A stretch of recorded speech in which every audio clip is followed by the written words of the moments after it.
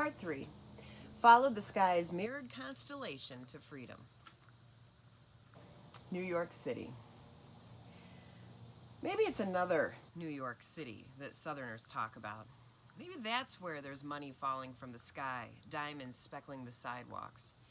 Here there's only gray rock, cold and treeless as a bad dream. Who could love this place, where no pine trees grow, no porch swing moves with the weight of your grandmother?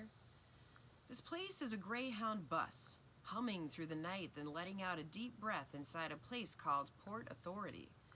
This place is a driver yelling, "New York City, last stop, everybody off."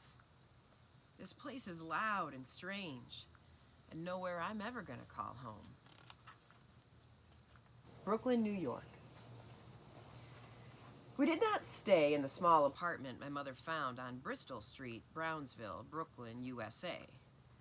We did not stay because the dim bulb that hung from a chain swung back and forth when our upstairs neighbors walked across their floor, casting shadows that made my brother cry and suck hard on his middle fingers. We did not stay because the building was big and old, and when the bathroom ceiling fell into the bathtub, my mother said, "I am not Henny Penny, and that is not the sky." So she called Aunt Kay and her boyfriend Bernie. They borrowed a truck and helped us pack, bundled us up in winter clothes, turned off that swinging light, and got us out of there. Herzl Street. So we moved to Herzl Street, where Aunt Kay and Bernie lived upstairs, and Peaches from Greenville lived below us. And on Saturday nights, more people from Greenville came by, sitting and running their mouths while the pots on the stove bubbled with collards and sizzling with chicken, and cornbread baked up brown inside Big K's black oven. And the people from Greenville brought people from Spartanburg and Charleston, and all of them talked like our grandparents talked, and ate what we ate. So they were red dirt and pine trees. They were fireflies and jelly jars and lemon chiffon ice cream cones. They were laughter on hot city nights, hot milk on cold city mornings, good food and good times, fancy dancing and soul music. They were family. The Johnny Pump. Some days we missed the way the red dirt lifted up and landed against our bare feet. Here, the sidewalks burn hot all summer long. Here, we wear shoes. Broken bottles don't always get swept up right away. But our block has 3 Johnny Pumps and a guy with a wrench to turn them on. On the days when the heat stops your breath, he comes up the block pulling it out of his pocket. Then the Johnny Pump is blasting cool water everywhere, and us and the other kids running through it and refreshing and laughing. Even the grown-ups come out sometimes. Once I saw my never-ever barefoot outside in the city mother take off her sandals, stand at the curb, and let the cool water run over her feet. She was looking up at the tiny piece of sky, and she was smiling. Genetics. My mother has a gap between her 2 front teeth. So does Daddy Gunner. Each child in this family has the same space connecting us. Our baby brother Roman was born pale as dust. His soft brown curls and eyelashes stop people on the street. Whose angel child is this? They want to know. When I say, my brother, the people wear doubt thick as a cape until we smile and the cape falls. Caroline, but we called her Aunt Kay. Some memories. Aunt Kay at the top of the stairs, her arms open, her smile wide, and us running to her. Aunt Kay, dressed up on Friday night smelling a perfume, her boyfriend Bernie, her friend Peaches. Aunt Kay in the kitchen with Peaches and Bernie passing a blue and white box of Argo starch back and forth, the hard white chunks of it disappearing into their mouths like candy, the slow chew and swallow. Aunt Kay and Mama and Peaches in tight skirts singing in a band. Aunt Kay braiding my hair. Aunt Kay running up the stairs to her own apartment and me running behind her. Aunt Kay laughing. Aunt Kay hugging me. Then a fall. A crowd. An ambulance. My mother's tears. A funeral. And here, my Aunt Kay memories end. Moving again. After the falling, the stairs were all wrong to us. Some days I head up there, my mother said, forgetting that Kay is gone. After the falling, Bernie and Peaches packed their bags, moved out to Far Rockaway, telling my mother how much Kay loved the ocean. After the falling, we took the A train to the new apartment, played on the beach till the sun went down, Mama quiet on a blanket, looking out at the water. Kay was her big sister, only 10 months older.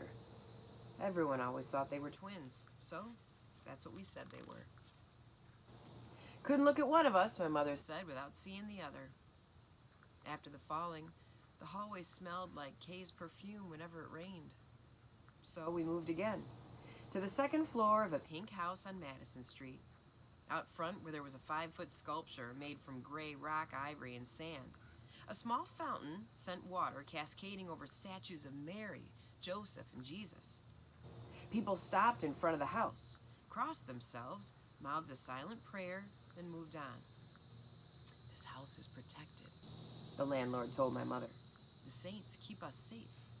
This house is protected, my mother whispered to us, by the saint of an ugly sculpture. After the falling, sometimes I would see my mother smiling at that sculpture. And in her smile, there was Aunt Kay's smile. The two of them having a secret sister laugh. The two of them together again. Composition notebook. And somehow one day, it's just there, speckled, black and white. The paper inside smelling like something I could fall right into, live there, inside those clean white pages. I don't know how my first composition notebook ended up in my hands. Long before I could really write, someone must have known that this was all I needed. Hard not to smile as I held it, felt the breeze as I fanned the pages. My sister thought my standing there smiling was crazy, didn't understand how the smell and feel and sight of bright white paper could bring me so much joy. And why does she need a notebook? She can't even write. For days and days, I could only sniff the pages, hold the notebook close, listen to the sound the papers made. Nothing in the world is like this. A bright white page with pale blue lines, the smell of a newly sharpened pencil, the soft hush of it moving finely, one day, into letters. And even though she's smarter than anything, there is something my sister can't even begin to understand. On paper. The first time I write my full name, Jacqueline Amanda Woodson, without anybody's help on clean white paper in my composition notebook, I know if I wanted to, I could write anything.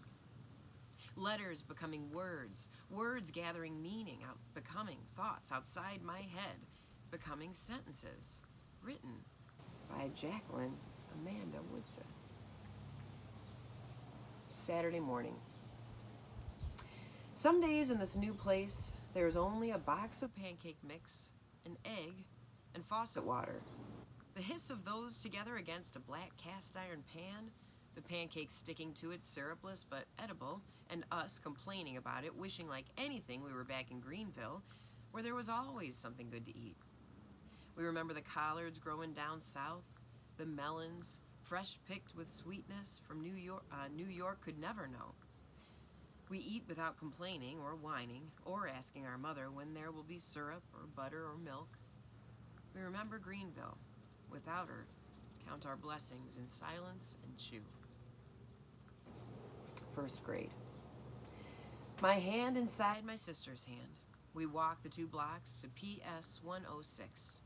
I am 6 years old, and my sister tells me our school was once a castle. I believe her. The school stretches for a full city block. Inside, marble stairs wind their way to classrooms filled with dark wood desks, nailed down to dark wood floors, polished to a high and beautiful shine. I'm in love with everything around me. The dotted white lines moving across my teacher's blackboard, the smell of chalk, the flag jutting out from the wall and slowly swaying above me. There's nothing more beautiful than PS 106. Nothing more perfect than my first grade classroom.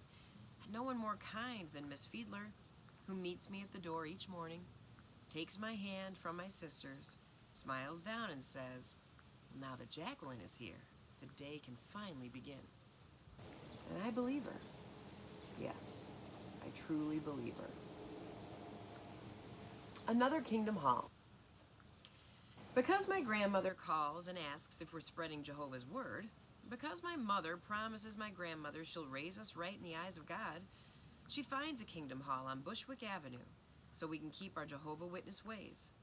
Every Sunday, we put on our Kingdom Hall clothes, pull out our Kingdom Hall satchels and filled with our Kingdom Hall books, and we walk 7 blocks to the Kingdom Hall. This is what reminds us of Greenville, the Saturday night pressing of satin ribbons, Hope struggling with the knot in his tie, our hair oiled and pulled back into braids, our mother's hands less sure than our grandmother's, the parts crooked, the braids coming undone, and now Dell and I are left to iron our own dresses. "My hands," my mother says, as she sits at the sink, holding a crying Roman with one hand, her other holding a bottle of milk under hot running water, "are full." My mother drops us off at Kingdom Hall door, watches us walk down the aisle to where our brothers and sisters are waiting to help us turn the pages of our Bibles, lean over to share their songbooks with us, and press lifesavers into our waiting hands. Then our mother is gone, back home or to a park bench, where she'll sit and read until the meeting is over. She has a full-time job now. Sunday, she says, is her day at rest. Flag. When the kids in my class ask why I'm not allowed to pledge to the flag, I tell them it's against my religion. But I don't say, "I'm in the world, but not of the world." This they would not understand. Even though my mother's not a Jehovah's Witness, she makes us follow their rules and leave the classroom when the pledge is being said. Every morning I walk out with Gina and Alina, the 2 other witnesses in my class. Sometimes Gina says, "Maybe we should pray for the kids inside who don't know that God said, 'No other idols before me,' that our God is a jealous God." Gina is a true believer. Her Bible open during reading time, but Alina and I walk through our roles as witnesses as though this is the part we've been given in a play, and once off stage we run free and sing "America the Beautiful" and the Star-Spangled Banner, far away from our families, knowing every word. Alina and I want more than anything to walk back into our classroom, press our hands against our hearts, and say, "I pledge allegiance," loud, without our jealous God looking down on us, without our parents finding out, without our mother's voices in our heads saying, "You are different, chosen, good." When the pledge is over, we walk single file back into the classroom, take our separate seats, Alina and I far away from Gina. But Gina always looks back at us as if to say, "I'm watching you." As if to say, "I know." Because we're witnesses. No Halloween.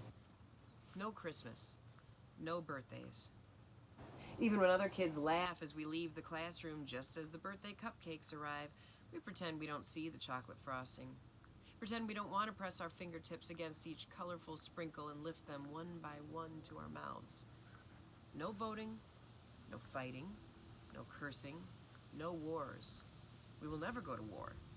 We will never taste the sweetness of a classroom birthday cupcake. We will never taste the bitterness of a battle. Brooklyn rain. The rain here is different than the way it rains in Greenville. No sweet smell of honeysuckle, no soft squish of pine, no slip and slide through the grass. Just Mama saying, "Stay inside today, it's raining." And me at the window, nothing to do but watch the gray sidewalk grow darker, watch the drops slide down the glass pane, watch people below me move fast, heads bent. Already there are stories in my head, already color and sound and words. Already I'm drawing circles on the glass, humming myself someplace far away from here. Down south, there was always someplace else to go. You could step out into the rain and Grandma would let you lift your head and stick out your tongue and be happy. Down south already feels like a long time ago, but the stories in my head take me back there, set me down in Daddy's garden where the sun is always shining. Another way. While our friends are watching TV or playing outside, we are in the house, knowing that begging our mother to turn the television on is useless.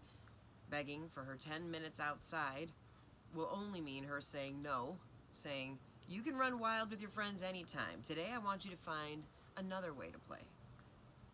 And then one day my mother comes home with 2 shopping bags filled with board games: Monopoly, checkers, chess, ants in the pants, sorry, trouble. Just about every game we've ever seen in the commercials between our Saturday morning cartoons. So many games we don't know where to begin playing, so we let Roman choose. He chooses trouble, because he likes the sound that dime makes when it pops inside. It's plastic bubble.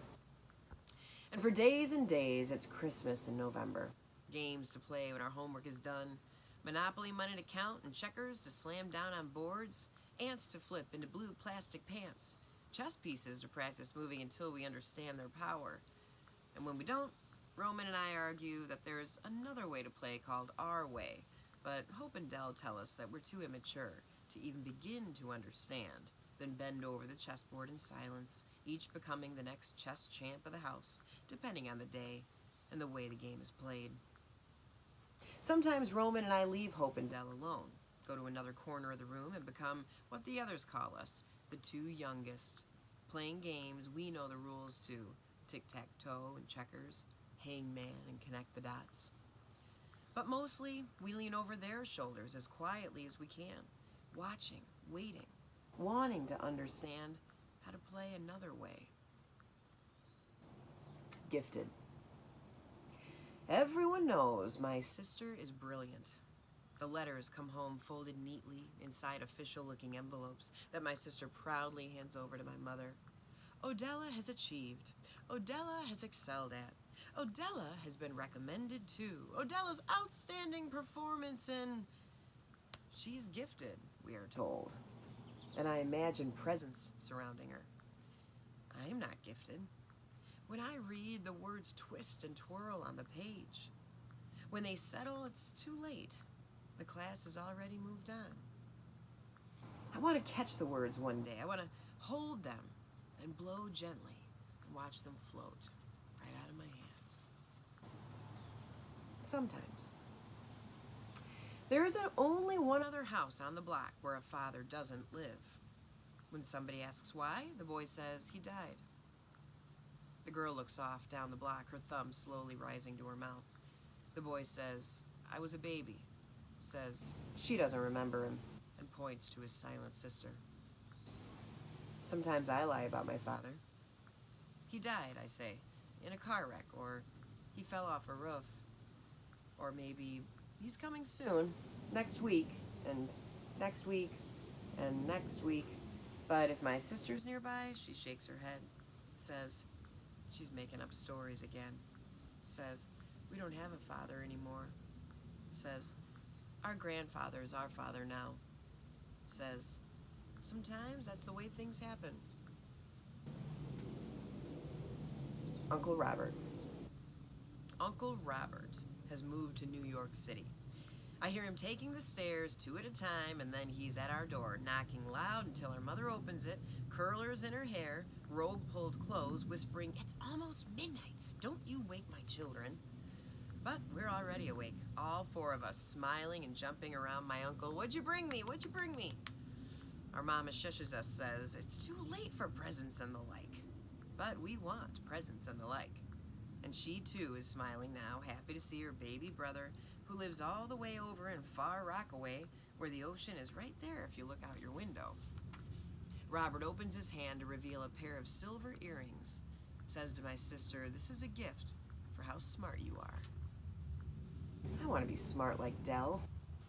I want someone to hand me silver and gold just because my brain clicks into thinking whatever it needs to.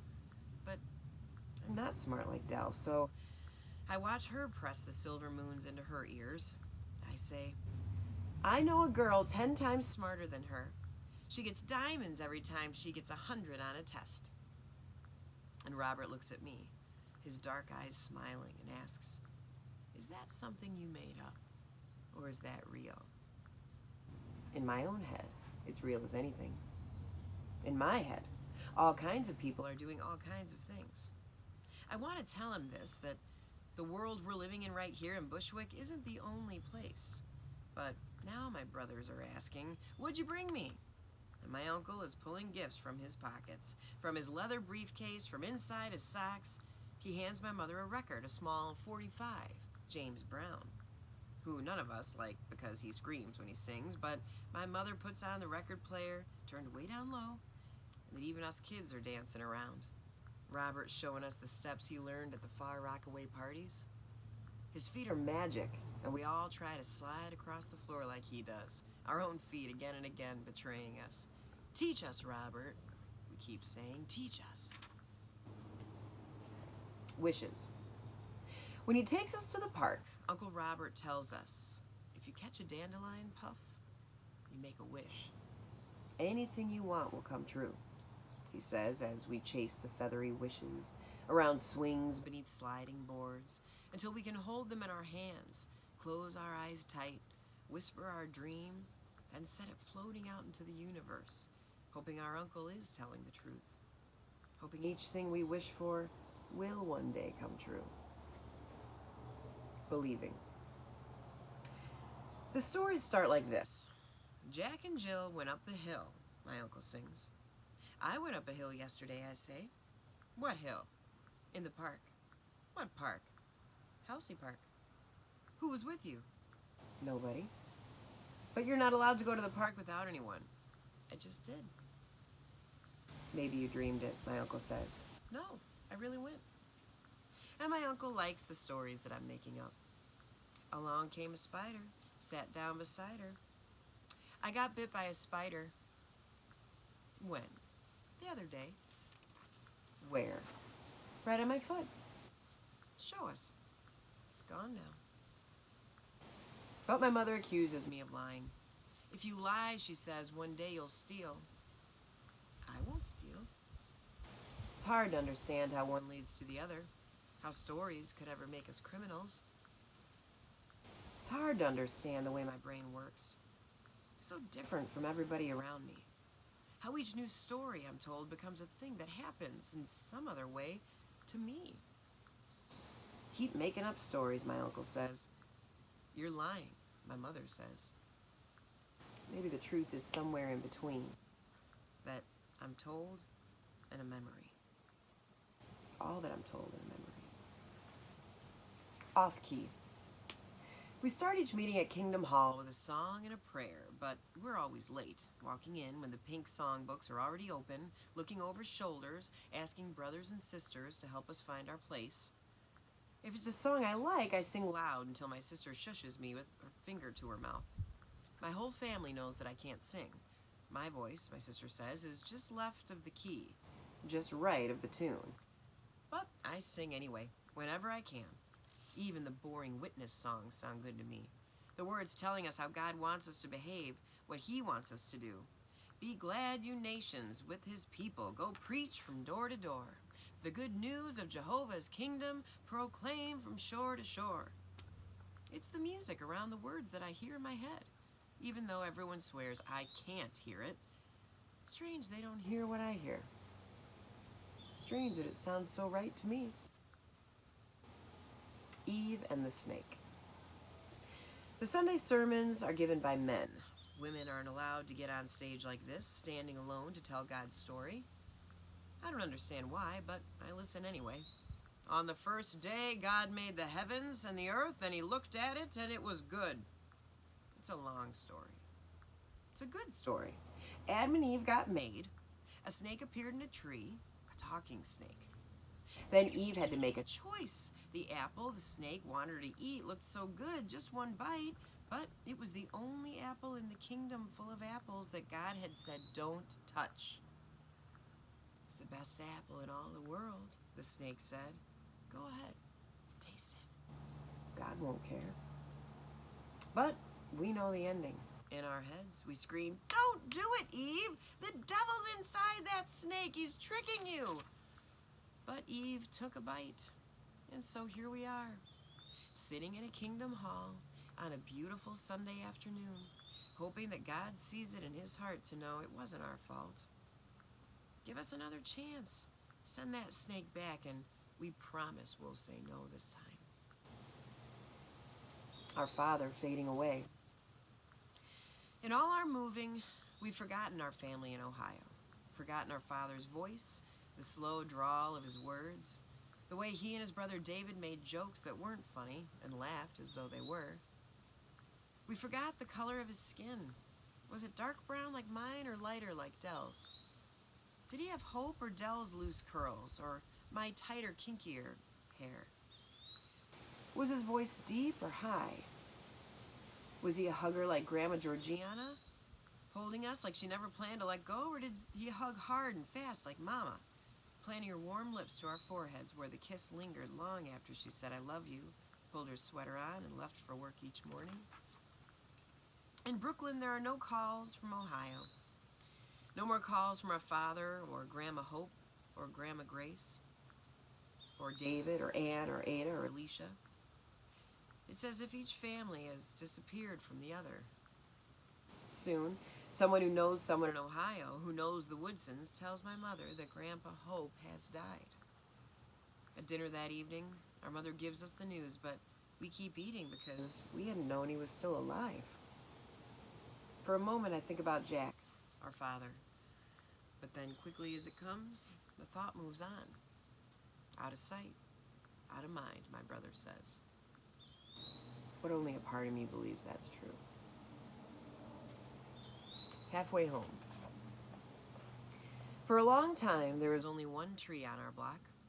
And though it still feels strange to be so far away from soft dirt beneath bare feet, the ground is firm here, and the one tree blooms wide enough to shade 4 buildings. The city is settling around me. My words come fast now when I speak. The soft curl of the South on my tongue is near gone. Who are these city children? My grandmother laughs, her own voice sad and far away on the phone.